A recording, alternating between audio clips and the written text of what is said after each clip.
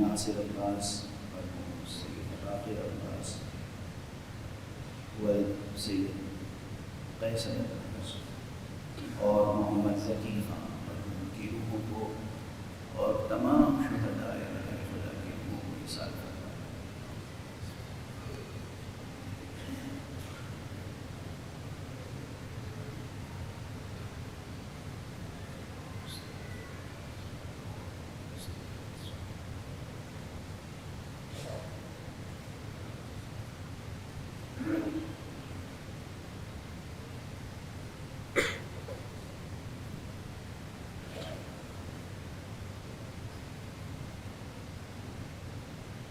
اس امام بارگاہ کے بانی مرحوم سید اظہر سرکار اور ان کے تمام رفقا کو بھی اپنی دعاؤں میں ہمیشہ یاد رکھیں۔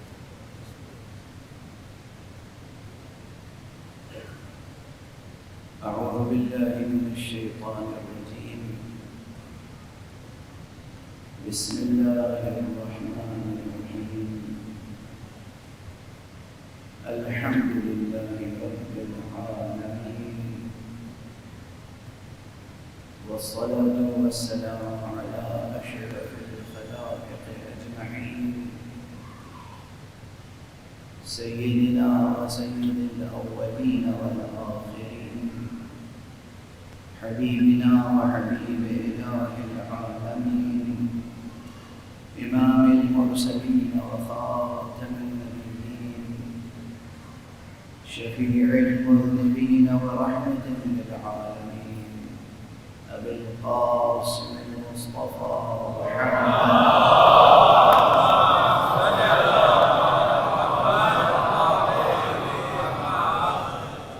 وعلى أهل بيته الطيبين الطاهرين الهداة المهديين المعصومين المظلومين، واللعنة الدائمة على أعداء الحق والدين.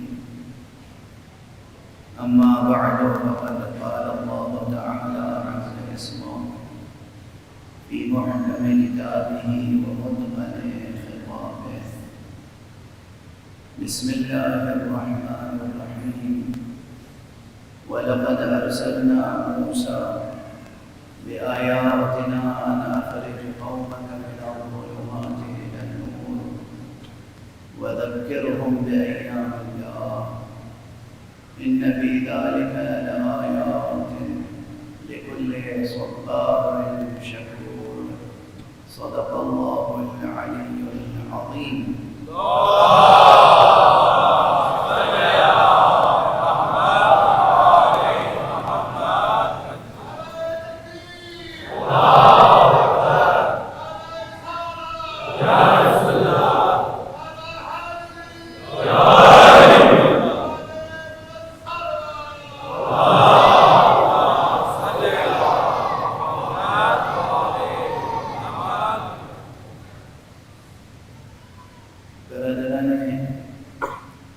اسلامی عزیزان ایمان اور مسلمانان حسینی،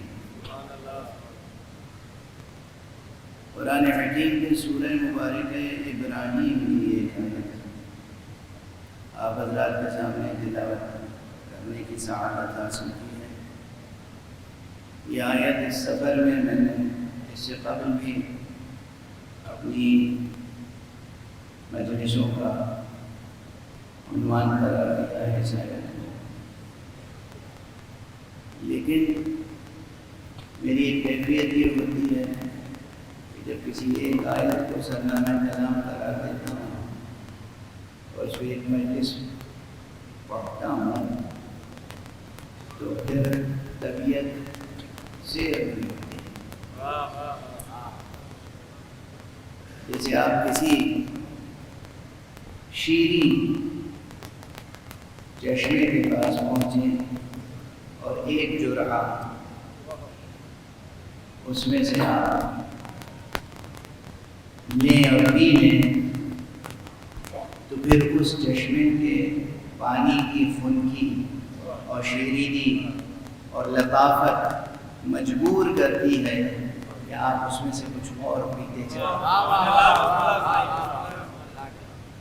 تو خدا کی قسم قرآن مجید کی آیتوں کی یہی کیفیت ہوتی ہے۔ اور حضرت امام زین العابدین علیہ السلام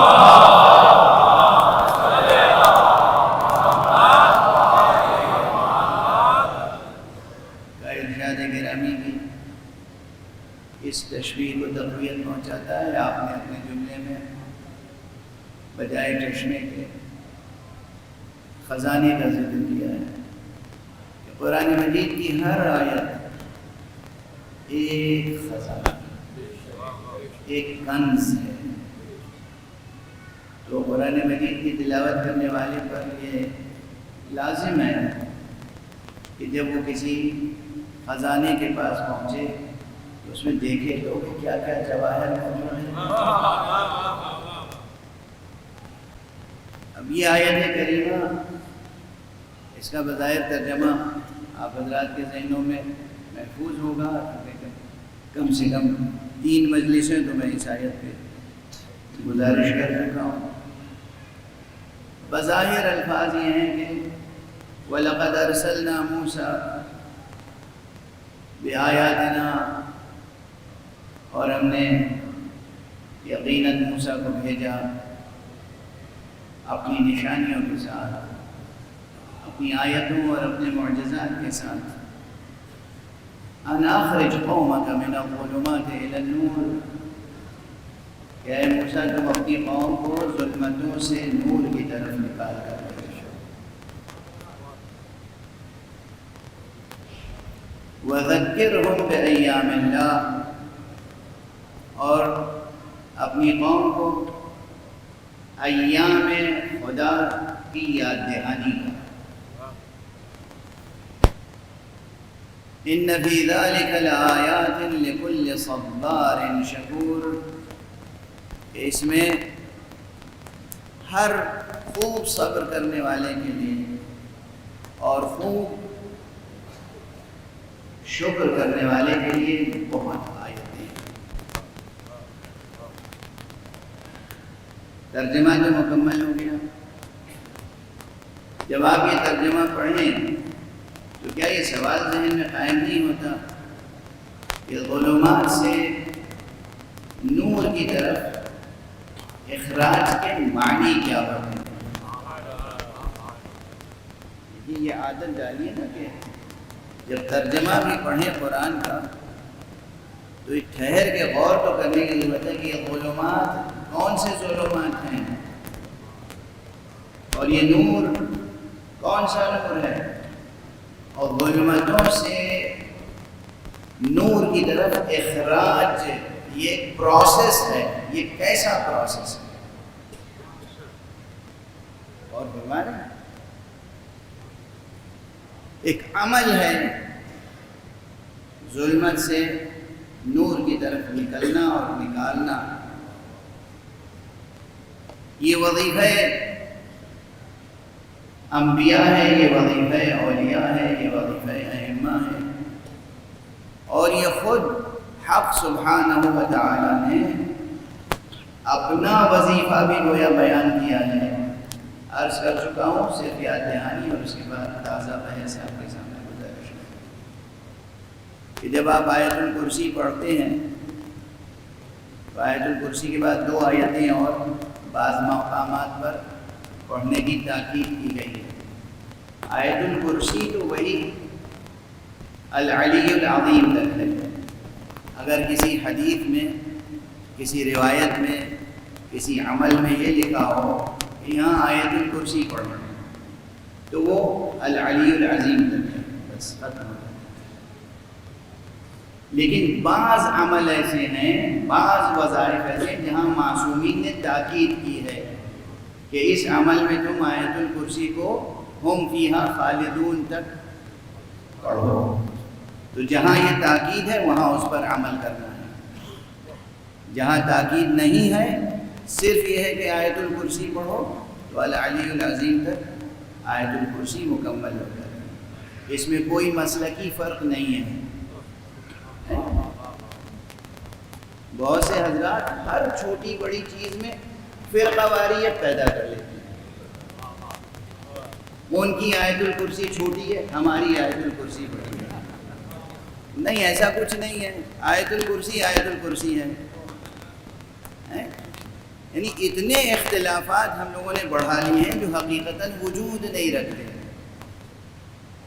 آیت الکرسی ہے. اللہ لا الہ الا هو الحی القیوم سے لے کر العلی العظیم تک آیت الکرسی مکمل ہو گئی. اب کسی بھی عبارت میں، کسی بھی حدیث میں، کسی بھی روایت میں، کسی بھی عمل میں، اعمال میں سے اگر لکھا ہے کہ تم یہاں پر آیت الکرسی پڑھو، یا 70 بار آیت الکرسی پڑھو، یا 7 بار آیت الکرسی پڑھو، تو آیت الکرسی علی العظیم تک ہے، وہی پڑھنا ہے. یہ ضمناً ذکر آ گیا تو کہہ دیا میں نے.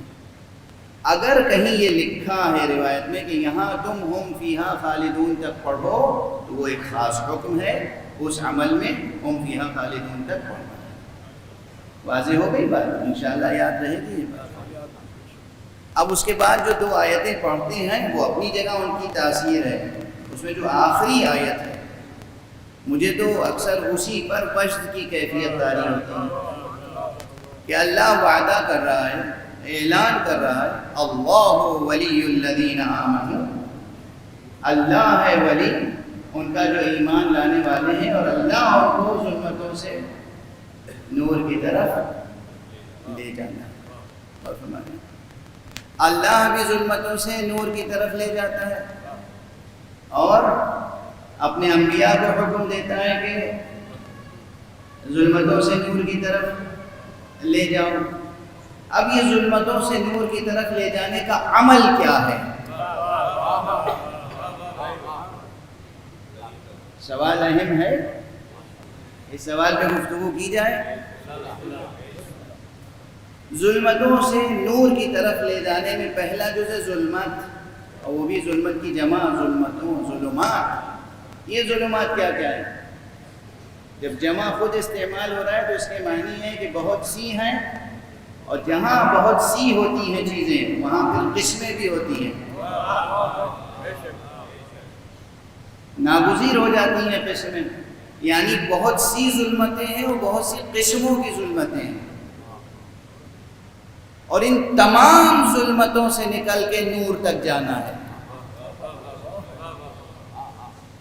تمام کے تمام ظلمات سے نکل کر نور کی طرف جانا ہے، اسے کہتے ہیں نجات، اسے کہتے ہیں سرفرازی، اسے کہتے ہیں فوز عظیم. یہ جو آپ زیارت بھی پڑھتے ہیں تو تمنا کیا ہوتی ہے؟ یا لیتنی کنت معکم، یا لا لیتنا کننا معکم فنفوز فوزا عظیما. کاش ہم سب ہوتے آپ کے ساتھ تو ہم فوز عظیم پر فائز ہوتے. یہ فوز عظیم کیا ہے؟ یہ فوز عظیم وہ مرتبہ اور وہ مقام ہے کہ جہاں تمام کے تمام ظلمات کو شکست دے کر خالص عالم نور میں جا کر قرار پاتا ہے.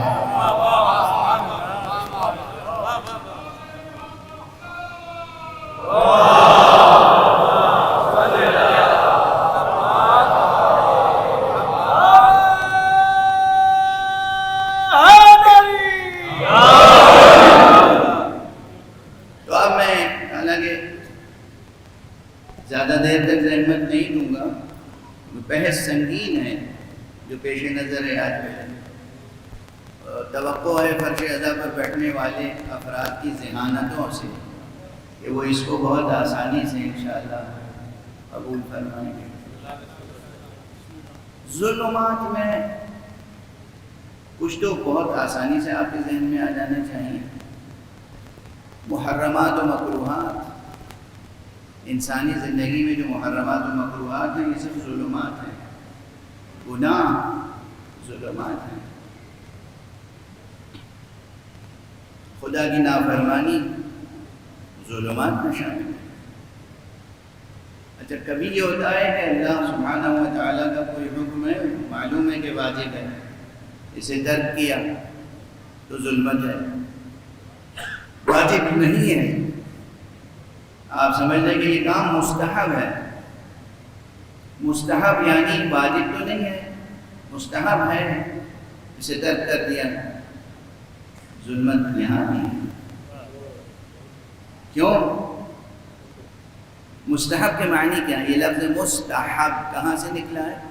روٹ ورڈ کیا ہے اس کا؟ سواد سے تھوڑی ہے مستحب، سین سے ہے مستحب.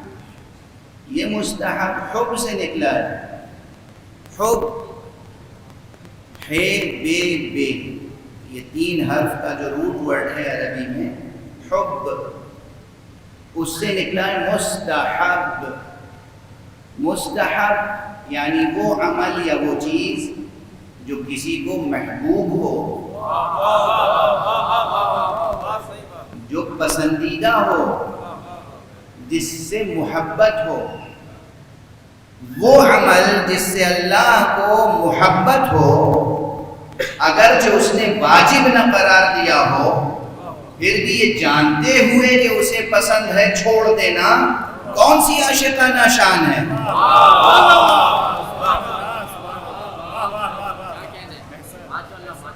فرض کیجئے کہ آپ اس فقیر کو اپنے گھر دعوت میں بلا لیں کھانے کے لیے.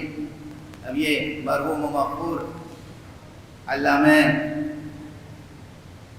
خطیب اعظم بانی تنظیم المکاتب علامہ سید غلام عسکری صاحب قبلہ طابہ ثرا، پروردگار ان کے درجات بلند فرمائے، انہوں نے کسی مومن سے بربنائے مزاح ایک جملہ کہا تھا، تو میں اس کو نقل کر کے آگے بڑھ جاتا ہوں. ایک بزرگ تھے ان کے مریدوں میں سے، اور صبح سے شام تک مجلسوں کا سلسلہ جاری تھا. جب جناب مولانا غلام عسکری صاحب قبلہ تشریف لائے ممبر پہ، تو نیچے سے ان کے اس مرید نے بار بار کہا آپ آ جائیں مولانا، آپ آ جائیں. حقوق مومن بیان کر دیے، علامات مومن بیان کر دیے، مومن کی پہچان کیا ہے. تو اب ان کو اس وقت ذرا سا خوش طبعی کا مظاہرہ مقصود ہوا. انہوں نے کہا بھائی 100 کی سیدھی ایک ہے، مومن کی علامت یہ ہے کہ وہ کھلانے والا ہوتا ہے، مولوی کی علامت یہ ہے کہ وہ کھانے والا ہوتا ہے. یہ میں نے ایسے ہی عرض کر دیا تھا کہ بچے اور جوان بھی ذرا بیدار ہو جائیں. فرض کیجئے کہ آپ نے مجھے بلا لیا اور آپ کو میری پسند و ناپسند کا علم ہے. کھانا تو ہوتا ہے بھوک مٹانے کے لیے، بنیادی طور پہ کھانا ہوتا ہے بھوک مٹانے کے لیے. آپ نے بہت سی چیزیں ایسی لا کے رکھ دی جس سے بھوک مٹ سکتی ہے، مگر جو چیز مجھے پسند ہے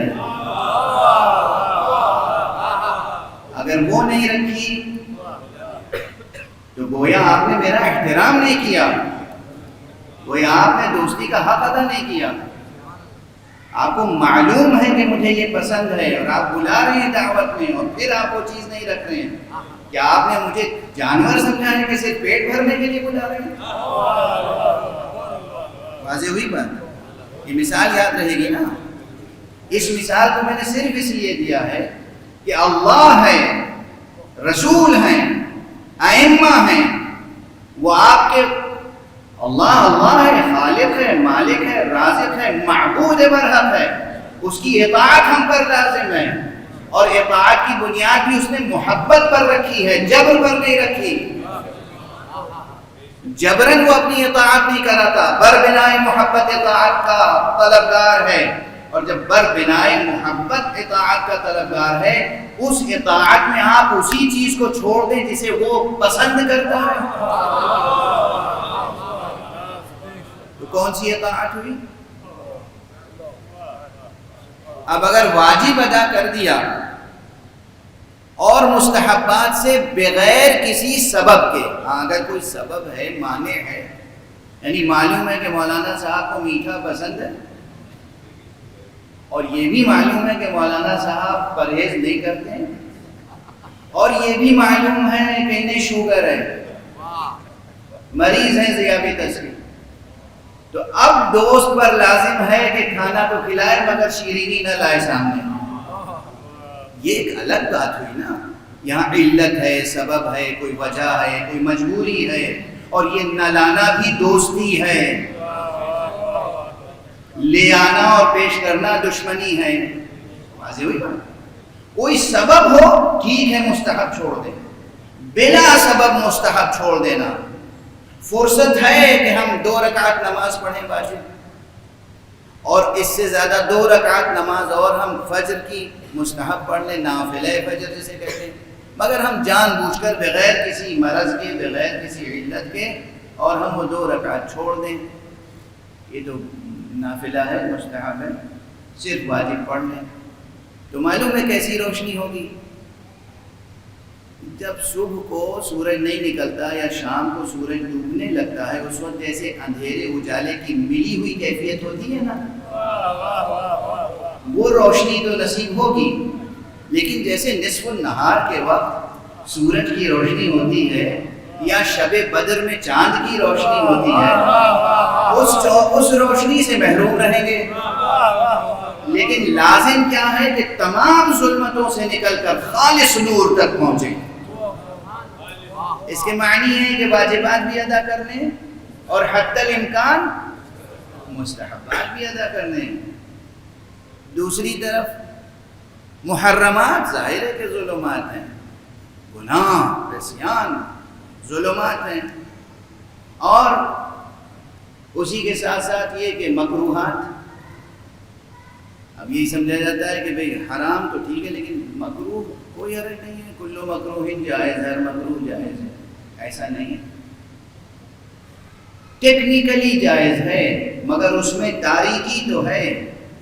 مکروہ یعنی وہ چیز جس سے محبوب کو کراہت ہو، مکروہ یعنی جس سے کراہت ہو، اللہ کو، رسول کو، امام کو، آپ کے ولی برحق کو جس چیز سے کراہت ہے آپ کثرت سے انجام دے رہے ہیں، یہ کون سا انداز ولا ہے؟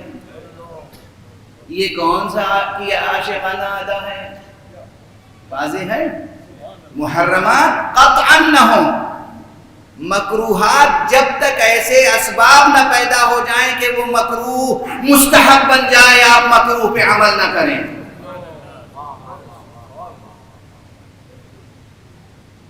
بڑی سنگین بحث ہے۔ جیسے ہم نے کہا مستحب نہ چھوٹے جب تک کہ کوئی سبب نہ ہو، مکروہ بھی انجام نہ پائے جب تک کہ کوئی سبب نہ ہو۔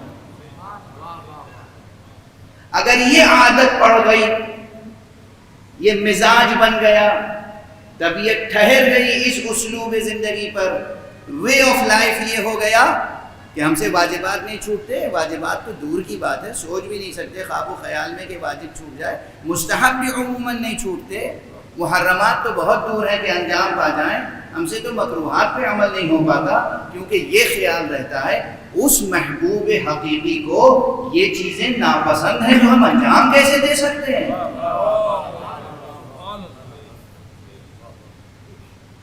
تو اب آپ کو اندازہ ہوا کہ کس طریقے سے زندگی میں ظلمات سے نکل کے نور کی طرف جانا ہے۔ آپ کو اپنے ارادے اور اپنے اختیار سے ظلمتوں سے نکل کے نور کی طرف جو سفر طے کرنا ہے وہ کس طرح طے کرنا ہے، اس کا ایک ظاہری، شرعی، واضح، جسے کہتے ہیں شریعت، طریقت، حقیقت، یہ 3 لفظیں سنی ہوں گی آپ نے۔ شریعت کیا ہے؟ یہ تینوں ایک دوسرے سے جدا نہیں ہیں، نہ شریعت طریقت سے جدا ہے، نہ طریقت حقیقت سے جدا ہے۔ پہلی منزل شریعت، شریعت میں یہ ہے منزل، ظلمات سے نکل کے نور تک کی طرف جانے کی واجبات ادا ہوں، مستحبات ادا ہوتے رہے حتی الامکان، محرمات سے قطعاً تعلق نہ ہو، مکروہات ترک ہوتے رہے حتی الامکان، حتی الوسع، جہاں تک ممکن ہے، اور اس کے بعد جسے ہم آپ مباح سمجھتے ہیں، مباح یعنی کرنے میں بھی کوئی حرج نہیں ہے، نہ کرنے میں بھی کوئی حرج نہیں ہے، جو اہل اللہ ہیں، جو اہل دل ہیں، جو اہل معرفت ہیں، جو اہل عشق ہیں، وہ بھی مباحات میں سوچتے ہیں کہ آخر اس کو انجام دینے کا فائدہ کیا ہے، کیونکہ جب انسان محو ہو کسی ایک صورت میں تو مجمع میں لاکھ حسین بیٹھے ہوں کسی دوسرے کو دیکھتا بھی نہیں.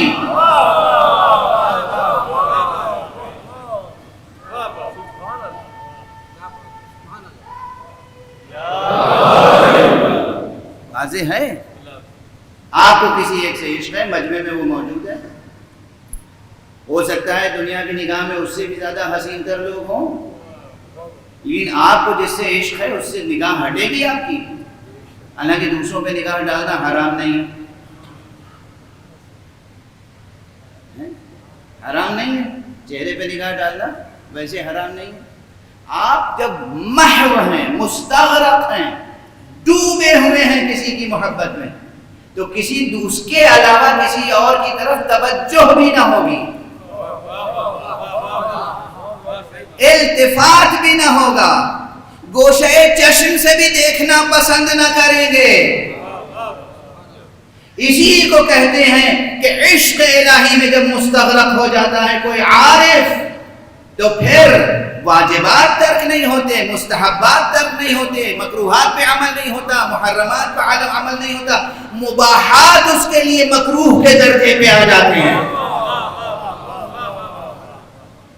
وہ ہے اور عشق الہی, وہ ہے اور خدا کی پسند, وہ ہے اور آقا کی پسند, وہ ہے اور مولا کی پسند. جب اس طرح سفر طے ہوتا ہے, جب مباحات بھی انسان اپنے لیے بغیر سبب انجام نہ دے,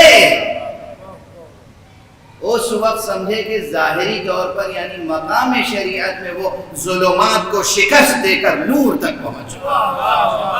ایک صلوات پڑھ لیجئے محمد.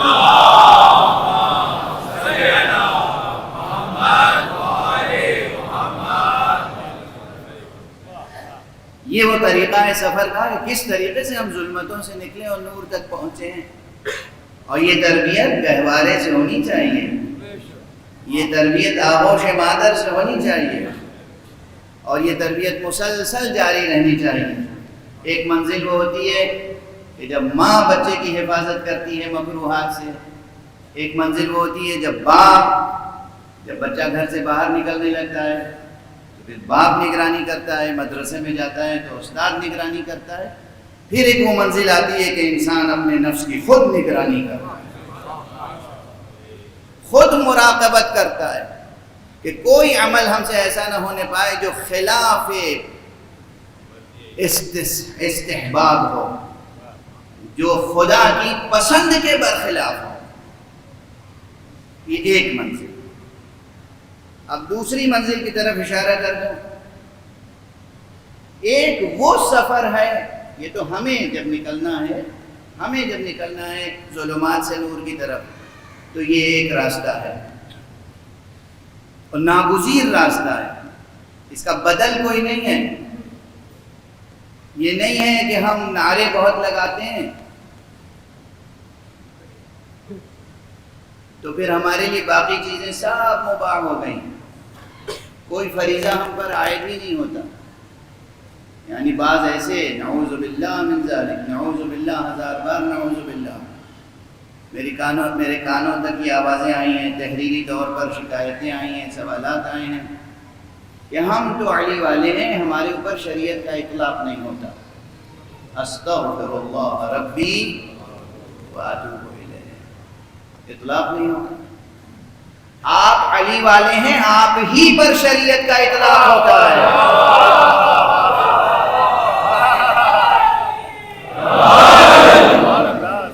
جو علی والے نہیں ہیں ان پر شریعت کا کیا اطلاق ہوگا؟ ہم علی والے ہیں, ہمیں علی تک پہنچنا ہے, تو علی تک پہنچنے والا راستہ ہمیں اختیار کرنا ہے, اور وہ شریعت ہے. جو علی والا نہیں ہے, علی تک جانا ہی نہیں چاہتا, اسے راستے کی کیا فکر؟ ہم پر ہی اطلاق ہوتا ہے شریعت کا. ایک بار کہہ لیا علی ولی اللہ, پھر اس کی لاج رکھیں. اسی لیے حضرت امام جعفر صادق علیہ السلام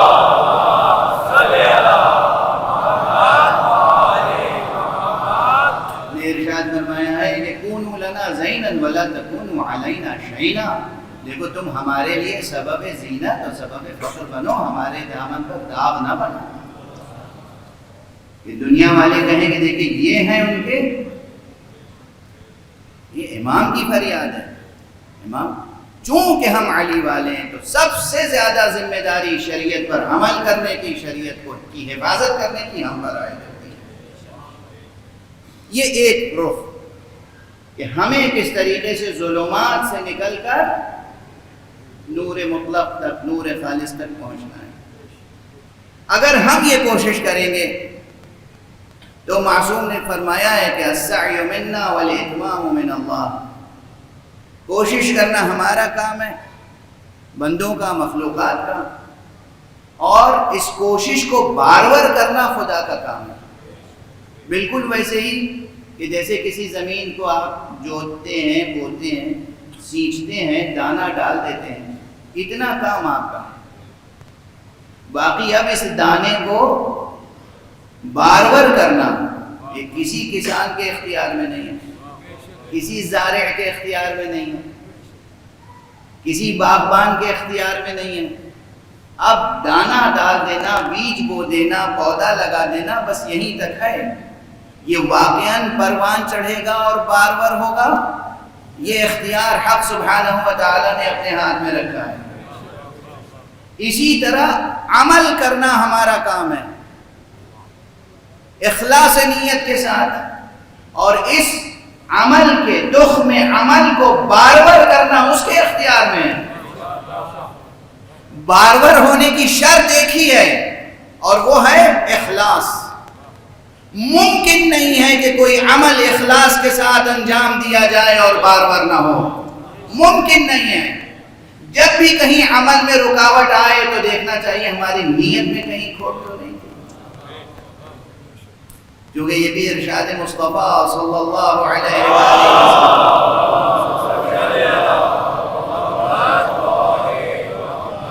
فرمایا ہے، اور کیا عظیم ارشاد ہے۔ فرماتے ہیں کہ ما کان للہ ینمو، ما کان للہ ینمو، بظاہر یہ 4 الفاظ ہیں مگر عظیم الفاظ ہیں، پیغمبر کے الفاظ ہیں۔ فرمایا جو شے بھی اللہ کے لیے ہوگی وہ نشو و نما پائے گی، جو تخم بھی، جو پودا بھی اللہ کے لیے لگایا جائے گا، کوئی باد سموع اس کو یہ نہیں کر سکتی کہ وہ پودا مرجھا جائے یا مر جائے وہ بیج۔ ما کان للہ ینمو، جو بھی اللہ کے لیے ہوگا نشو و نما پائے گا۔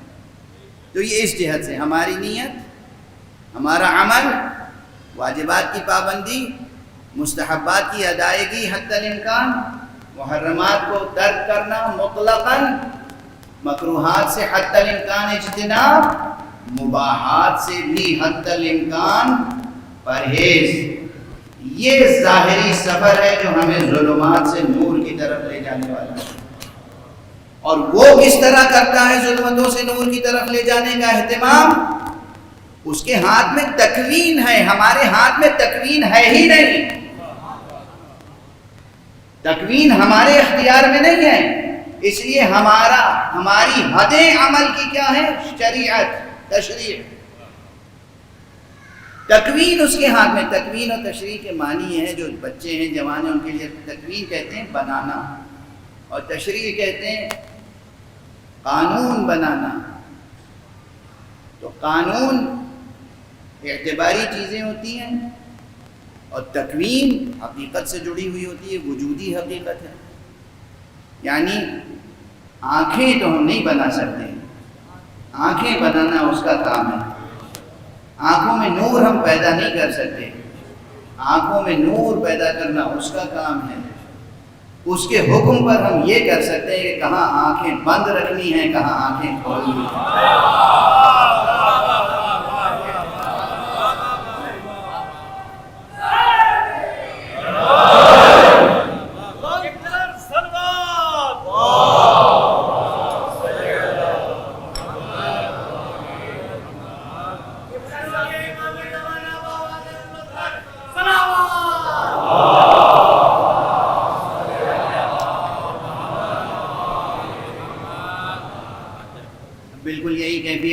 آپ حج پہ تشریف لے جائیں، آپ مدینہ النبی صلی اللہ علیہ وآلہ وسلم تشریف لے جائیں،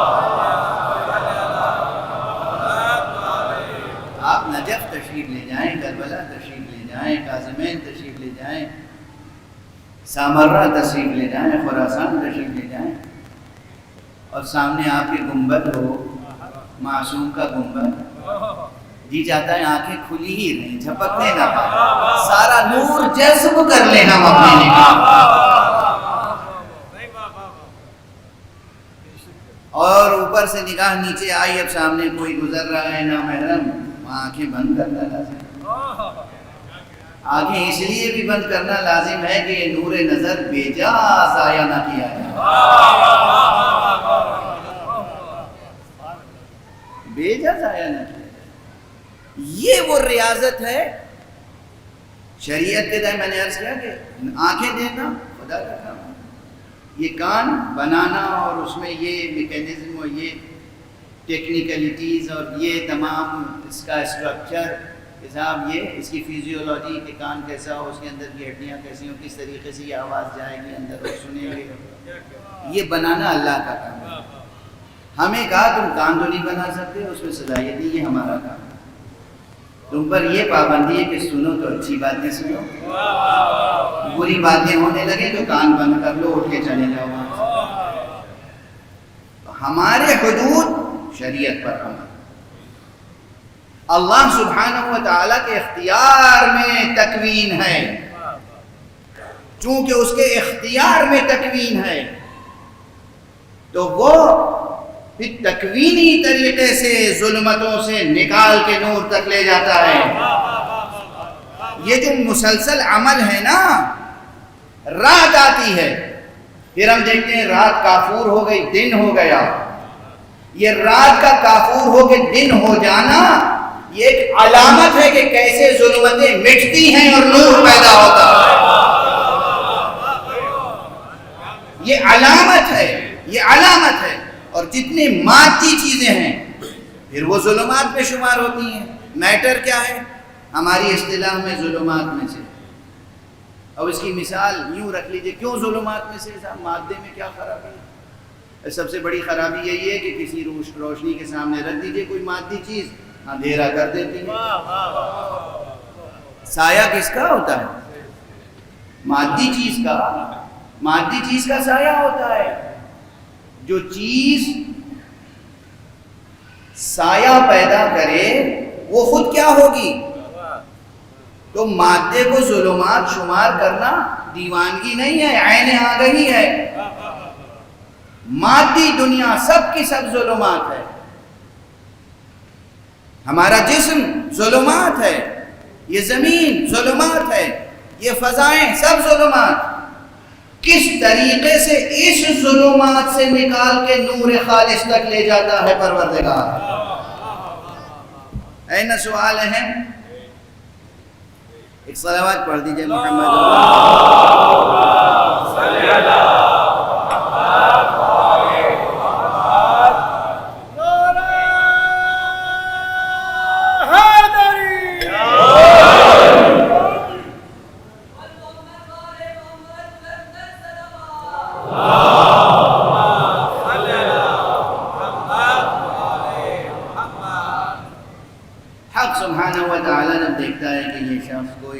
یہ میرا بندہ ہے، اس کے دل میں نور محبت ہے، تو پھر وہ اس کی روح کو تقویت عطا فرماتا چلا جاتا ہے، روح قوی ہوتی چلی جاتی ہے۔ یہ روح کس طرح قوی ہوتی ہے، نفس کس طرح پاک سے پاک تر ہوتا چلا جاتا ہے۔ یہ یاد رکھیے گا، بنیادی طور پہ جو نفس ہے یہ پاک ہے، نفس حقیقتاً نفیس ہے، یہ وہ گوہر آبدار اور گوہر نفیس ہے جو حق سبحانہ و تعالیٰ نے ودیعت کیا ہے، آپ کو اس جسم میں چھپا کر رکھا ہے، اس کی دی ہوئی چیز ہے، تو اس نفس کو اور پاک سے پاک تر بناتا ہے۔ یہاں پر یاد آتے ہیں ہمارے تاریخ اسلام میں بعض حضرات کہتے ہیں کہ ان سے بڑا کوئی فلسفی پیدا نہیں ہوا، اور ان کا نام محمد ابن ابراہیم اور لقب صدر الدین اور صدر المتعلہین شیرازی ہے، یعنی عام زبان میں ان کو ملا صدر شیرازی کہتے ہیں۔ بہت بڑے فلسفی تھے، ریاضی داں تھے، اور اپنے زمانے کے تمام شعبۂ علوم پر احاطہ رکھنے والی شخصیت تھی ان کی۔ یعنی یہ شخصیتیں ہوتی ہیں قاموسی، قاموس یعنی انسائکلوپیڈیا۔ تو یہ شخصیتیں جو تھیں کسی بھی شعبہ علم میں جائیے تو آپ دیکھیں گے کہ وہ ذروہ کمال پر فائز ہیں، یعنی قلعے کو بالکل پہاڑ کی چوٹی پر نظر آئیں گے۔ تو وہ سائنسداں بھی تھے گویا اپنے وقت کے، ریاضی داں تھے، چاہے وہ ایسٹرونومی ہو، فلکیات ہو، یا میتھمیٹکس ہو، جیومیٹری ہو، ٹریگنومیٹری ہو، یہ تمام علوم ان کے لیے پانی سے بھی زیادہ حل شدہ تھے۔ لیکن انہوں نے فلسفے میں ایک خاص نظریہ پیش کیا، اور وہ ہے نظریہ حرکت جوہریہ۔ یہ حرکت جوہریہ کیا ہے؟ یہ حرکت جوہریہ، آپ ظاہر ہے کہ ٹیکنیکل پیسے جو ہیں اس کو تو میں یہاں ذکر نہیں کر سکتا، نہ میں وقت میں گنجائش ہے، اور نہ میں یہ سمجھتا ہوں کہ تمام سامعین کا ذہن اس کے لیے آمادہ ہے۔ تو میں اس کو اس طرح عرض کروں کہ ہر شخص یاد رکھ لے اور کسی حد تک اس مفہوم سے قریب ہو جائے ذہن۔ حرکت جوہریہ کیا ہے؟ پہلے قدیم زمانے میں یہ تصور ہوتا تھا کہ حرکت عرض ہے، جوہر میں ممکن نہیں ہے، بلکہ جوہر پر عارض ہوتی ہے، سبسٹینس پر عارض ہوتی ہے، خود سبسٹینس کے اندر موومنٹ نہیں ہے۔ یہ تھی پرانی سائنسی بنیاد اور پرانی فلسفیانہ گویا اصول۔ ملا صدر نے اسے تبدیل کیا اور یہ کہا یعنی سبسٹنس میں بھی حرکت ہے۔ اگر اس پر غور کریں تو پھر تصور اعراض پر بھی بہت بحث ہوتی ہے، وہ سب بالکل خالص فلسفیانہ بحث ہے۔ سبسٹنس میں بھی حرکت ہے، یعنی گویا کہ سبسٹینشیل موومنٹ ان سبسٹنس۔ اس کی مثال کیا ہے؟ جوہر میں حرکت ہے، جوہر یعنی ہمارے آپ کے مادے میں، جوہر میں حرکت ہو رہی ہے۔ حرکت کا کام کیا ہے؟ حرکت ہو رہی ہے کا کیا مفہوم ہے؟ حرکت کا بھی تصور کیا ہے؟ صرف ہلنا ڈلنا حرکت ہے؟ ہوا چلی اور درخت کی پتیاں ہل گئیں، اسے حرکت کہتے ہیں؟ فلسفے میں حرکت اس کو نہیں کہتے۔ فلاسفیکل ٹرمینالوجی میں ٹیکنیکلی حرکت اسی کو کہتے ہیں کہ جب کسی شے میں کمال کی طرف حرکت پیدا ہو۔ قوت کا فعلیت حاصل کرنا کمال ہے، یہ کمال کا سفر جب طے ہوگا تب حرکت صادق آئے گی، ورنہ حرکت صادق نہیں آئے گی۔ سمجھے آپ؟ یہ جب ہم حرکت کہہ رہے ہیں تو اب یہ سب وضاحتیں کرنی پڑتی ہیں۔ صاحب آپ تو سمجھتے ہیں کہ وہ ٹہنیاں ہل رہی ہیں، حرکت ہو رہی ہے، وہ آپ نے کسی بھی پتھر کو ٹھوکر مار دی، یہاں سے وہاں لڑکتا ہوا چلا گیا، حرکت ہو رہی ہے۔ ارے یہ سب کار عبث ہے۔ حرکت اس سے کہتے ہیں کہ کسی شے میں جو خصوصیتیں، جو صفتیں پوشیدہ ہیں، وہ صفتیں عیاں ہو جائیں، اسے کہتے ہیں حرکت۔ فلسفے کی اصطلاح میں وہ ہے کمال کی طرف سفر۔ کمال کی طرف سفر کا نام ہے حرکت۔ حق سبحانہ و تعالیٰ نے ہر شے میں ودیعت فرمائی ہے، یہ حرکت، کہ شے ہمیشہ اپنے کمال کی طرف سفر کرتی رہے، ہر شے۔ اور یہ آپ کے اندر، ہمارے اندر بھی موجود ہے۔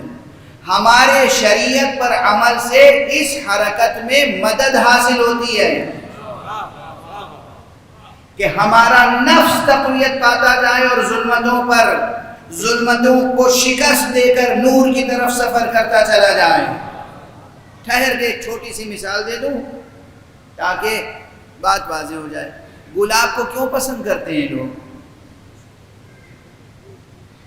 یا اس کے رنگ کے لیے، اور اس سے بھی بڑھ کر اصل کیا ہے؟ خوشبو کے لیے۔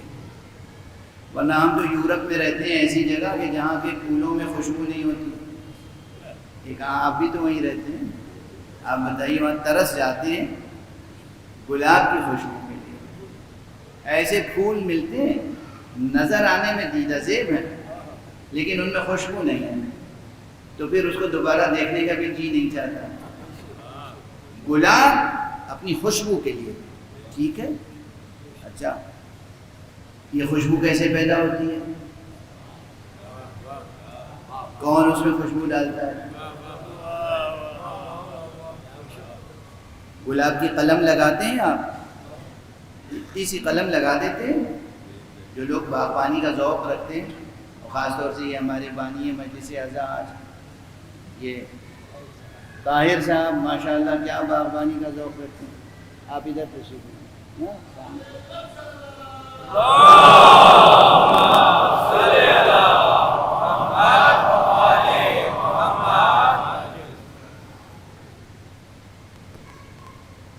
قلم لگا دی آپ نے، اور اس میں ممکن ہے ایک آدھ کانٹے بھی ہوں لیکن پھول بہرحال نہیں ہوتا اس میں، اور اس کو سونگھیے تو خوشبو بھی کچھ نہیں ہوتی۔ اب عام بالکل دیہاتی زبان میں کہوں کہ اس کے ڈنٹھل میں کوئی خوشبو نہیں ہوتی،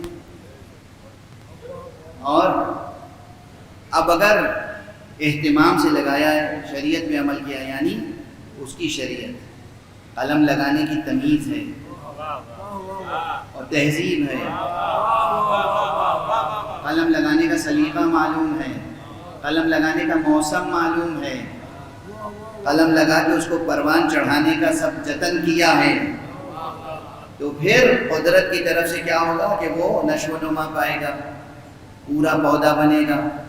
اب وہ قلم نہیں ہے، اب وہ گلبن بن جائے گا۔ گلبن کسے کہتے ہیں؟ گلاب کے پودے کو گلبن کہتے ہیں، ٹھیک ہے نا؟ تو اب گلبن بن جائے گا، اس میں اب کلیاں آئیں گی، کلی کو سونگھیے، خوشبو ہے؟ نہیں ہے۔ ایک وقت آئے گا جب وہ کلی کھلے گی، پھول مکمل ہوگا، اب اس کی خوشبو بکھرے گی۔ یہ جو خوشبو آئی یہ کہاں سے آئی؟ کون سی حرکت پیدا ہوئی اس میں؟ یہ کیا پودا ٹہلتا رہا باغ میں؟ یہ قلم جو ہے، یہ پودا پہلے سے جو موجود گلاب کے پودے تھے، ایک ایک کے پاس جا کے کیا معانقہ مصافحہ کرتا تھا؟ کہ کبھی اس پودے کے پاس گیا کہ بھئی یہ بالغ ہے گلاب کا پودا، اس کے پاس جائیں تو تھوڑی اس کی خوشبو لے لیں، وہ بہت پرانا گلاب کا پودا ہے، اس کے پاس جائیں خوشبو لے لیں، چندے کی خوشبو ہے، مانگے کا اجالا ہے، نہ چندے کی خوشبو ہے نہ مانگے کا اجالا، خود اس کے اندر وہ اپنی جگہ موجود ہے، اس کے اندر جب وہ مکمل ہوا تو خوشبو پیدا ہوئی۔ یہ خوشبو پیدا ہوئی ہے حرکت جوہریہ کی بنا پر۔ اس خوشبو کا کمال اس میں چھپا ہوا تھا، ایک سفر طے کیا ہے پودے نے، ایک حرکت ہے اس میں جس کے نتیجے میں یہ خوشبو عیا ہوئی، لیکن ابھی یہ خوشبو نور تو ہے مگر ظلمت کے ساتھ، کیونکہ گلاب کے پھول میں ہے، اگر 2 دن 3 دن 4 دن 1 ہفتے کے بعد یہ گلاب کا پھول مرجھا جائے گا، یہ پتیاں خاک پر گریں گی اور پھر اس میں وہ خوشبو باقی نہیں رہے گی۔ تو خوشبو ہے مگر جب تک مادی پیکر سے وابستہ رہنے پر مجبور ہے، یہ خوشبو اپنی جگہ نور ہے، مگر چونکہ ظلمات کا دامن بھی ساتھ ساتھ ہے جڑا ہوا، اس لیے یہ خطرے میں ہے۔ اب اگر کوئی واقعاً ہنرمند ہے تو اس خوشبو کو ہمیشہ کے لیے محفوظ کر سکتا ہے۔ یہ 2 الفاظ استعمال کر رہا ہوں، ایک ہے ایکسٹریکشن اور ایک ہے ایبسٹریکشن، ایبسٹریکٹ کرنا کسی چیز کو۔ ایکسٹریکشن آپ جو لوگ ہنر جانتے ہیں، extraction of essence of rose, یہ جو گلاب کے پودے سے گلاب سے اس کی خوشبو کو، اس کے جوہر کو نکال کر اس طرح محفوظ کر لیتے ہیں کہ اب نہ وہ پودا ہے، نہ اس کی جڑیں ہیں، نہ کانٹے ہیں، نہ کلی ہے، نہ پھول ہے، نہ پھول کی پتی کا ایک ریزہ ہے، مگر اس کی خوشبو جو کی تم ہے. یعنی وہ ظلمتیں سب کی سب ختم ہو گئی اور اس کا نور خالص موجود ہے اپنی جگہ. یہی کیفیت آپ کی ہے کہ آپ کے اندر بہت سی قوتیں ہیں، بہت سی صفتیں ہیں، بہت سے ایٹریبیوٹس ہیں، بہت سے کیریکٹرسٹکس ہیں، بہت سی چیزیں ہیں جو آپ کے اندر چھپی ہوئی ہیں. جب ماں کی گود میں بچہ آتا ہے رحم مادر سے، بولتا ہے وہ، لیکن بولنے کی صفت اس میں چھپی ہوئی ہے. سنتا ہے وہ، پوری باتیں سن نہیں پاتا، اور سنتا بھی ہے تو سمجھ نہیں پاتا، سمجھنے کی صفت اس میں چھپی ہوئی ہے. اور اسی طرح نہ جانے کتنی صفتیں اس میں چھپی ہوئی ہیں. اب یہ جیسے جیسے بڑھے گا وہ اس کے اندر حرکت جوہریہ ہے، اس کے جوہر میں حرکت ہے، ایک ایک صفت اس کی قوت سے فعلیت میں بدلتی چلی جائے گی. پہلے وہ صفت چھپی ہوئی تھی، پھر وہ نمایاں ہوتی چلی جائے گی. یہ جو صورتحال ہے آپ کے سامنے، اسی طرح اور بہت سی صفتیں ہیں. سننے کی صفت ایک ظاہری صفت ہے، بولنے کی صفت ایک ظاہری صفت ہے. آنکھوں سے دیکھتا ہے، بچہ دیکھتا ہے مگر پہچانتا ہے فوراً. شیرخوار بچے باپ کو بھی نہیں پہچانتے. کس غرور میں ہیں آپ؟ نہیں پہچانتے. ارے مہینے بھر کا بچہ، 2 مہینے کا، 6 مہینے کا، سال بھر کا بچہ بھی آپ روزانہ گھر میں آ جا رہے ہیں تو وہ پہچان رہا ہے. 2 مہینے کے لیے سفر پہ چلے جائیے، پلٹ کے آئیے، آپ کی صورت دیکھ کے بھاگے گا بچہ. یہ کیا ہوا؟ آپ کا بیٹا، آپ کا بچہ آپ کو پہچان نہیں رہا ہے. آنکھیں تو ہیں اس کے پاس، آنکھوں کا کام ہے پہچاننا، مگر نہیں پہچان رہا ہے. اس کے معنی یہ ہے کہ پہچاننے کی صفت اس کے اندر ہے مگر ابھی پوری طرح پروان نہیں چکی. یہ مثالیں یاد رہیں گی. تو بولنے کی صفت ہے اس بچے میں چھپی ہوئی، کمال کے درجے تک نہیں پہنچی. دیکھنے اور پہچاننے کی صفت ہے اس بچے میں چھپی ہوئی، کمال تک نہیں پہنچی. سننے کی اور سمجھنے کی صلاحیت ہے اس بچے میں مگر کمال تک نہیں پہنچی. اسی طرح نامانوس حقیقتوں کو مانوس بنا لینے کی صفت ہے اس بچے میں مگر ابھی کمال تک نہیں پہنچی. ابھی تو وہ بچہ ہے تو وہ مانوس حقیقتوں کو بھی نہیں سمجھ پا رہا ہے. چہ جائے کہ وہ حقیقتیں جو نامرئی ہیں، جو دکھائی دینے والی حقیقتیں، انہیں نہیں سمجھ پا رہا ہے تو جو دکھائی نہیں دیتی ان آنکھوں سے انہیں کیا سمجھے گا؟ وہ اپنے باپ کو نہیں پہچانتا. باپ سامنے کھڑا ہے اور یہ نہیں سمجھتا کہ یہ باپ ہے، تو وہ اس کو کیسے سمجھے گا کہ جس نے پردے غیب میں رہتے ہوئے باپ کو باپ بنایا. تو ایک منزل کمال کی یہ ہے کہ وہ بچہ اتنا بڑا ہو جائے کہ وہ اپنے باپ کو پہچان سکے. دوسری منزل یہ ہے کہ وہ اس کو پہچان سکے جس نے باپ کو باپ بنایا.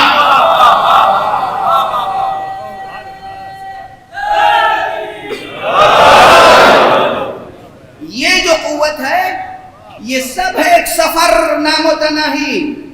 یہ ہے ایک سفر کمال. یہ ہے حرکت جوہریہ کی ایک ظاہری آسان سی مثال. جس طریقے سے ایک عطار پھولوں سے عطر کشید کر کے رکھ لیتا ہے اور وہ ہمیشہ کام آتا ہے، اسی طرح وہ خالق ذوالجلال اس دنیا میں انسان کو ایک مادی، ایک زمانی، ایک مکانی عرصہ حیات عطا کرتا ہے کہ اس عرصہ حیات میں ہماری بتائی ہوئی شریعت میں عمل کرو، اور پھر یہ اختیار ہمارے پاس ہے کہ ہم تمہاری روح کو اس کی تمام صفتوں کے ساتھ اس درجہ کمال پر محفوظ کر دیں گے جہاں مادی جسم کی ضرورت نہ ہوگی مگر تمہاری روح فعال رہے گی.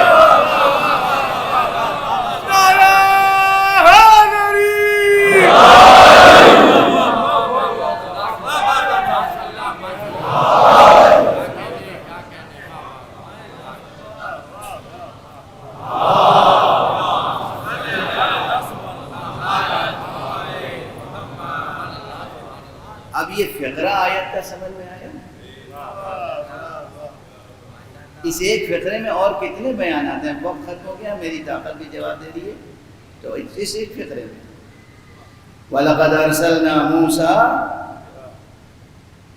بِآيَاتِنَا أَنْ أَخْرِجْ قَوْمَكَ مِنَ الظُّلُمَاتِ إِلَى النُّورِ، اور ہم نے یقیناً موسیٰ کو بھیجا اپنی نشانیوں کے ساتھ، اپنی آیتوں کے ساتھ، اپنے معجزات کے ساتھ، کس لیے کہ تم اپنی قوم کو ظلمتوں سے نکالو، نور کی طرف لے جائے۔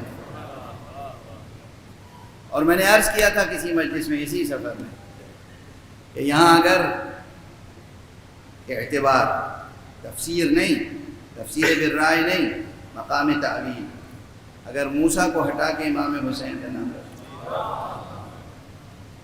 اللہ نے منتخب کیا تھا، مشیت حق نے منتخب کیا تھا آقا امام ابو عبداللہ حسین علیہ السلام،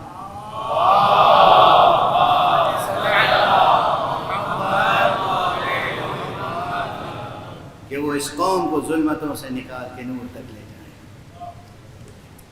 اگرچہ میں یہیں سے کچھ جملے مصائب کے عرض کروں تو معالی مجلس حاصل ہو جائے گا، مگر ایک مقام اور اجازت ہے، صرف ایک مقام۔ ابھی میں نے جو مثال دی وہ مثال کیا تھی کہ کچھ ایسی صفتیں ہوتی ہیں کہ جو درجہ کمال تک انسان میں آتی ہیں تو وہ اپنے سامنے کی حقیقتوں کو پہچاننے لگتا ہے، یعنی بچہ بڑا ہو کے باپ کو پہچاننے لگتا ہے، پھر وہ ایک اور کمال عقلی و عرفانی حاصل ہوتا ہے کہ وہ اس حقیقت کو پہچاننے لگتا ہے جس نے اسے باپ کی نعمت عطا کی، جس نے باپ کو باپ بنایا۔ واضح ہے؟ اور پھر میں نے عرض کیا کہ جتنی صفتیں ہیں ان صفتوں کو حقیقتاً تکوینی سطح پر، تکوینی تخلیقی سطح پر، وجودی سطح پر پروان چڑھانا کس کا کام ہے؟ حق سبحانہ و تعالیٰ، وہ پروان چڑھاتا ہے۔ اور وہ پروان چڑھاتا ہے تو کس طرح پروان چڑھاتا ہے کہ گلاب کی پتیاں نہ ہوں مگر خوشبو محفوظ رہ جائے، یعنی انسان کا جسم نہ ہو مگر انسان کی روح زندہ اور فعال رہے۔ جملہ یاد رکھیے گا آج، شاید اس سے پہلے کبھی میں نے اس طریقے سے اس حقیقت کی طرف اشارہ نہیں کیا ہے، یہ یاد رکھیے گا۔ یہ جو عام طور پر برزخ کے حالات لوگ بتاتے رہتے ہیں اور ڈراتے رہتے ہیں، یہ عجیب و غریب بیان ہے، میں اس وقت اس بیان پہ کوئی تبصرہ نہیں کروں گا۔ اگر انسان مکمل طور پر شریعت پر عمل کرے رضائے حق کے لیے، اس کا جسم نہ ہو، اس کی روح جسم سے جدا ہو جائے امر الہی سے، تب بھی اس کی روح فعال رہتی ہے، جو اس کی روح چاہتی ہے وہ انجام پاتے رہتے ہیں کام۔ میں نے کیا عرض کیا؟ گلاب کی پتیاں نہ ہوں، خاک میں دفن ہو جائیں، لیکن اگر اس کی روح محفوظ کر لی گئی ہے، اس کا جوہر، اس کا عطر محفوظ کر لیا گیا ہے تو اس کی خوشبو باقی رہتی ہے۔ یہی معصوم جسموں کا ہے، معصوم بظاہر دفن ہو جاتا ہے مگر اس کا کام اللہ نے اسے دیا ہے ہدایت کرنا، تو اس کی ہدایت کا سفر جاری رہتا ہے۔ اگر کسی کو اللہ نے دست خدا بنایا ہے تو فزیکلی جا کے مدد کرنا شرط نہیں ہے، جسم زیر قبر ہے، علی کو پکارو، علی مدد کرتے ہیں، کیونکہ ان کے ہاتھ کی ضرورت نہیں ہے اب مدد کرنے کی۔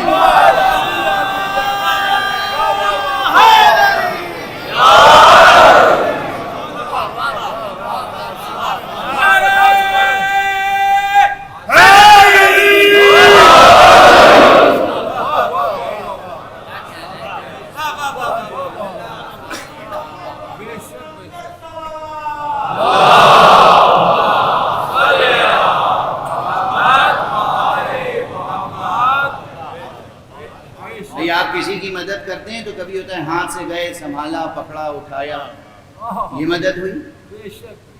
کوئی گرتا ہوا ہو انسان تو آپ اسے دوڑ کے پکڑتے ہیں اپنے ہاتھوں سے، لیکن جس نے سفر کمال طے کیا اور خدا نے اسے سفر کمال طے کرایا، یہ تو مثال دے رہا ہوں نا، یہاں بھی ان معصومین کی مدد کا حق ادا کہاں ہو سکتا ہے؟ یہ تو مثال ہے عام انسان کی کہ پیدا ہوئے اور پھر سفر کمال طے کیا۔ عام بچہ زبان منہ میں لے کے پیدا ہوتا ہے مگر بول نہیں سکتا۔ پہچان اس کی یہ ہے جس کو اللہ نے سفر کمال کے ذروۂ بالا پر پیدا ہی کیا ہو کہ وہ پیدا ہوتے ہی جیسے ہی رحل نبوت پہ آتا ہے تو پیام الہی کو دہرانے لگتا ہے۔ صلوات پڑھ دیجئے محمد۔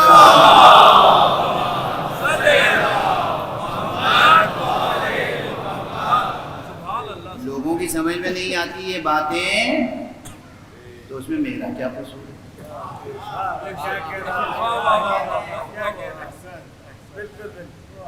لوگوں کی سمجھ میں نہیں آتی یہ باتیں۔ پیدا ہوتے ہی امیر المومنین علی ابن ابی طالب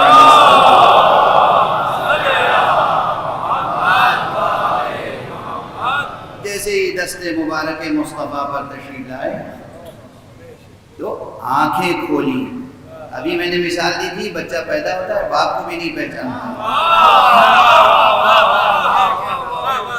بچہ پیدا ہوتا ہے سنتا نہیں سمجھتا نہیں، جیسے ہی دست مبارک پر آئے آنکھیں کھولی مصطفیٰ کو پہچانا، تب تو مصطفیٰ نے کہا کہ تم نے اپنی نظر کے لیے مجھے مخصوص کیا ہے تو میں اپنے علم کے لیے تمہیں مخصوص کر رہا ہوں۔ اس بچے نے دیکھا بھی، پہچانا بھی، سنا بھی، سمجھا بھی، اور جیسے ہی پیغمبر نے کہا کہ میں اپنے علم کے لیے تمہیں مخصوص کر رہا ہوں، ایسا کن فیکونی ارادہ تھا کہ قرآن زبان علی پر گویا ہو گیا۔ صلوات پڑھتے ہیں محمد۔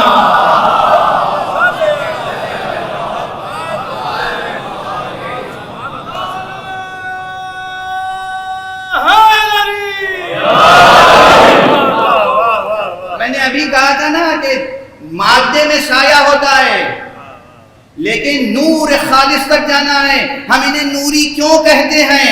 ہم نوری اسی لیے کہتے ہیں جب یہ وقت ولادت ہی کمال کے اس درجے پر ہوں تو پھر سورج بھی ان کے سائے کو ڈھونڈتا رہے تو سایہ نہیں ملے گا۔ صلوات پڑھتے ہیں محمد۔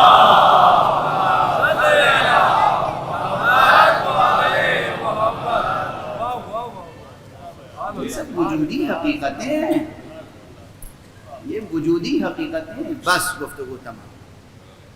میں نے عرض کیا تھا کہ مدد کرنا یہ چاہیں تو اس ہاتھ کے محتاج تھوڑی ہے۔ کوئی مدد کے لیے پکارے تو یہ چل کے جانے کے لیے محتاج تھوڑی ہے۔ منطق فلسفہ لے کے تشریف لاتے ہیں ابتدائی منطق کی کتابیں پڑھنے والے کہ جب کیسے ممکن ہے اس جگہ پر ہوں اور اس جگہ پر ہوں اور اس جگہ پر ہوں اور اس جگہ پر ہوں، بہرحال زمانی ہیں مکانی ہیں، کیسے ممکن ہے ایک وقت میں ایک شخص جزئی قضیہ شخصی، وہ کیسے ممکن ہے کہ بہت سی جگہوں پہ پہنچے؟ سبحان اللہ سبحان اللہ۔ یہ منطق ہم نے بھی پڑھی ہے جناب، وہ طبیعیات ہم نے بھی پڑھی ہے، شرح طبیعیات ملا صدرہ بھی پڑھی ہے، اس پہ جتنے حواشی ہیں وہ بھی پڑھے ہیں۔ کوئی عبارت آپ کی سمجھ میں نہ آتی ہو تو مجھ سے آ کے مباحثہ کر لیجیے گا۔ عاجزی سے کہہ رہا ہوں، غرور سے نہیں۔ معلوم ہے کہ غرور اور تکبر کا ٹھکانہ جہنم ہے۔ میں تو اس سرور میں کہہ رہا ہوں جو سرور حب علی ہے۔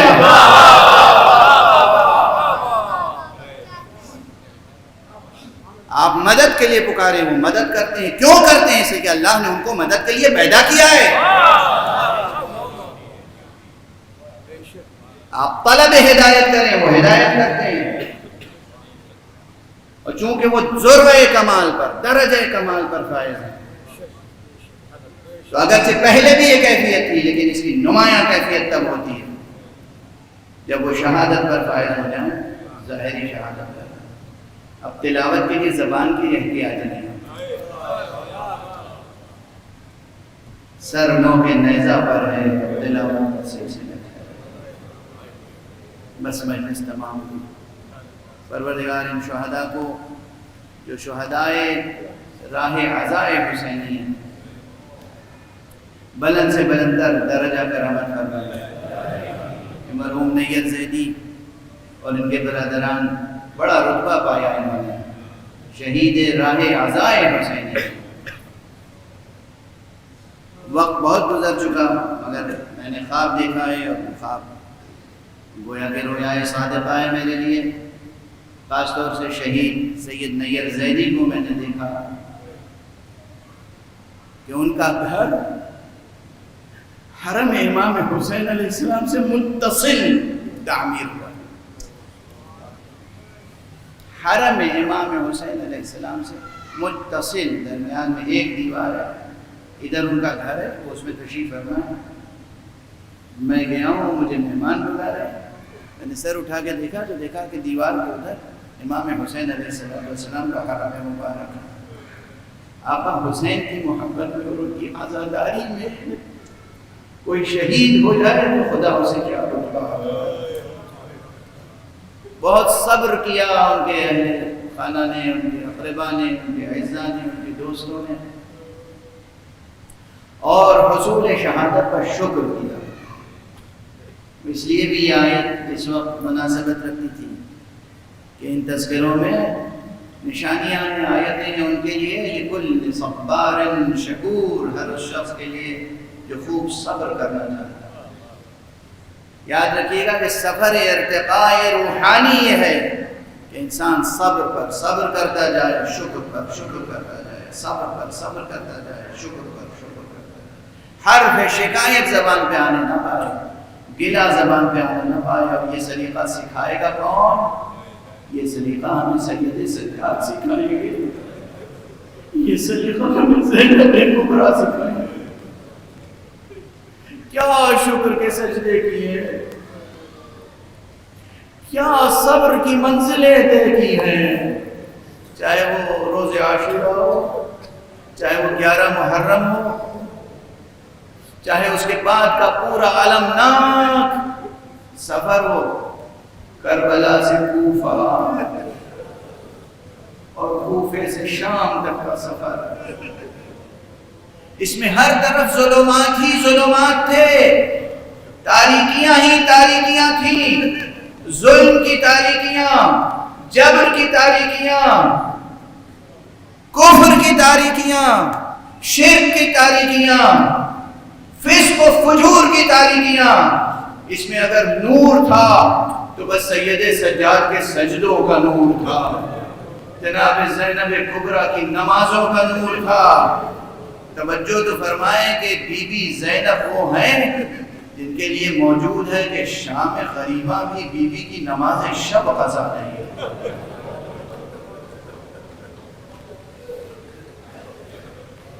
بس سید سجاد نے دیکھا تو اتنا دیکھا کہ بیٹھ کر نماز پڑھ رہی ہے، اور یہی کیفیت جناب زینب کبریٰ کی قید خانہ شام تک رہی۔ قید خانہ شام میں بھی ایک مرتبہ یہ مکالمہ نقل ہوا ہے کہ جناب سید سجاد نے پوچھا ہے جناب زینب کبریٰ سے، پھوپھی اماں میں نے کبھی آپ کو بیٹھ کر نماز پڑھتے ہوئے نہیں دیکھا، کیا سبب ہے کہ آج بیٹھ کر نماز پڑھ رہی ہیں؟ بی بی نے جواب دیا کہ بیٹا کربلا سے آج تک آب و دانہ اتنی کم مقدار میں آتا کہ اسیر بچوں کے لیے کافی نہیں ہوتا، میں اپنے حصے کی غذا بچوں کو پلا دیتی ہوں، اپنے حصے کا پانی بچوں کو پلا دیتی ہوں، اب میرے اندر اتنی طاقت نہیں رہ گئی کہ کھڑے ہو کر نمازیں پڑھ سکوں۔ اجرکم علی اللہ، اجرکم علی اللہ۔ یہ صبر پر صبر کرنے والے، یہ شکر پر شکر کرنے والے، یہ اللہ کے وہ منتخب بندے تھے کہ جنہوں نے عملاً دکھایا ہے کہ کس طریقے سے ظلمتوں سے نکل کے نور تک پہنچا جاتا ہے، نور مطلق تک۔ وہ خود نوری تھے، نورانی تھے، بلند ترین مرتبہ وجود پر فائز تھے، مگر ہمارے اور آپ کے لیے زحمتیں اٹھا رہے تھے کہ کس طریقے سے اپنے نفس پر ضبط کیا جاتا ہے، اختیار قائم کیا جاتا ہے، اپنے نفس پر اختیار حق کو کس طرح محکم مستحکم کیا جاتا ہے۔ کتنے مصائب کے واقعات ہیں۔ مورخین نے کہا کہ مورخین کو کیا غرض تھی، مورخین ان کے وفادار کب تھے؟ ہم جب واقعات بیان کرتے ہیں تو لوگ سوال کرتے ہیں کہ فلاں کتاب میں نہیں ہے، اور فلاں کتاب میں نہیں ہے، فلاں کتاب میں نہیں ہے۔ ان مصنفین کو اہل بیت سے نسبت کیا تھی؟ یہ ہمارے خاندان کے مصائب ہیں، آلام ہیں، واقعات ہیں جو ہم تک سینہ بسینہ دہن بدہن پہنچے ہیں۔ اس طریقے سے جناب بیوی زینب نے کتنے مقامات پر جناب سید سجاد کو ظاہری طور پہ سہارا دیا۔ آپ سب مسلسل سن رہے ہیں، بس تذکر اور تذکرہ اس لیے ہوتا ہے، دہرائی جاتی ہیں باتیں تاکہ مآل مجلس حاصل ہو جائے، ان آنسوؤں سے ہمارے اور آپ کے نفس کا تزکیہ ہو اور ظلمتوں کو شکست دے کر نور کی طرف سفر جاری رکھا جا سکے۔ پہلی منزل تو وہی ہے کہ جہاں خیمے جل رہے تھے اور جناب سید سجاد خود اپنے قدموں سے ان جلتے ہوئے خیموں سے بھڑکتے ہوئے شعلوں سے باہر نہیں آ سکتے تھے، ایک مرتبہ جناب زینب کبریٰ داخل ہوئی ہیں بھڑکتے ہوئے شعلوں میں اور اپنی پشت مبارک پر لے کر باہر آئیں۔ یہ پہلا مرحلہ تھا۔ دوسرا مرحلہ وہ تھا کہ جب قتل گاہ سے گزارا جا رہا،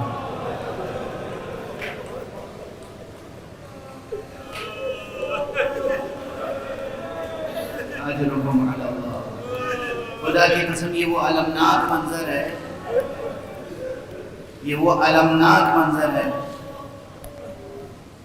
کہ آپ کروڑوں بار سن چکے ہیں مگر پھر بھی صرف ذکر ہوتا ہے اور آپ سر و سینہ پیٹنے کے لیے کرتے ہیں کہ 11 محرم کو جب اسیر ہو گیا قافلہ اور اسیر کر کے ایک جگہ تو میں نے دیکھا کہ سب سے پہلے یہ کیا کہ تمام خواتین مخدرات عصمت و طہارت کو اسیر کر کے ناکوں پہ بٹھایا،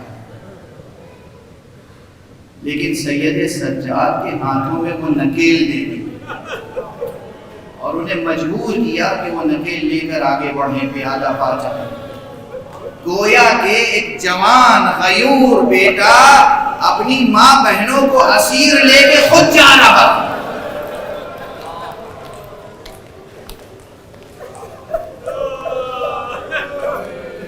اور اسی سے میں بس اس وقت ایک آخری بات ہے۔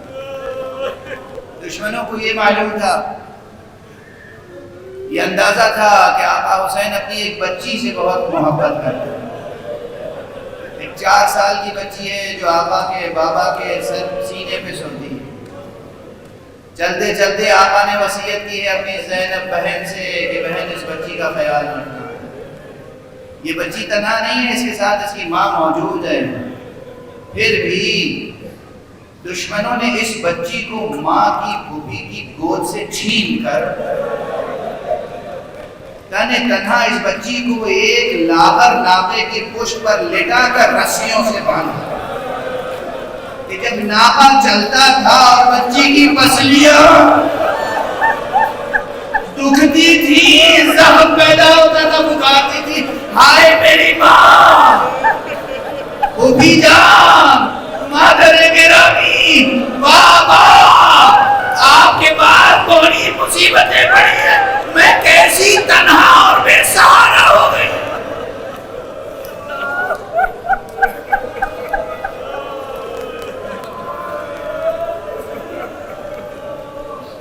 انا للہ و انا الیہ راجعون، رضا بقضائہ و تسلیما لامرہ، انا للہ و انا الیہ راجعون، رضا بقضائہ و تسلیما لامرہ، انا للہ و انا الیہ راجعون، رضا بقضائہ و تسلیما لامرہ۔